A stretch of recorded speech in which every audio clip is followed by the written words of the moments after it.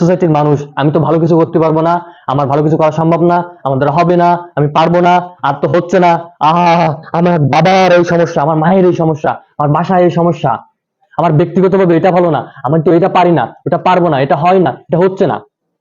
তো এই প্রত্যেকটা কথাগুলো সে যখন বললো এবং আমি শুনলাম, তার মধ্যে দিয়ে বোঝা গেল তার দৃষ্টিভঙ্গি। এবং এই দৃষ্টিভঙ্গি মজার ব্যাপার হচ্ছে এটা আমার ভিতরেও ছিল এবং এটা আপনার ভিতরেও আছে।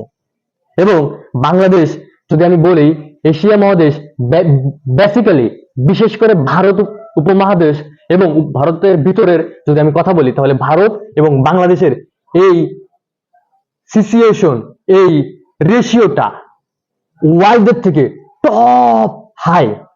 এবং ওয়ার্ল্ডের উন্নত কান্ট্রিগুলোতেও এই সমস্যাটা আছে। এখন কেন আমরা বলতেছি আমার দ্বারা হবে না, আমি পারবো না, আমি হচ্ছে না, আর হয় না, আমার কপাল পড়া। সো এটার পেছনে যে কাহিনীগুলো আছে, এই কাহিনীগুলো জানার আগে চলুন এই কাহিনীগুলো তৈরি হয়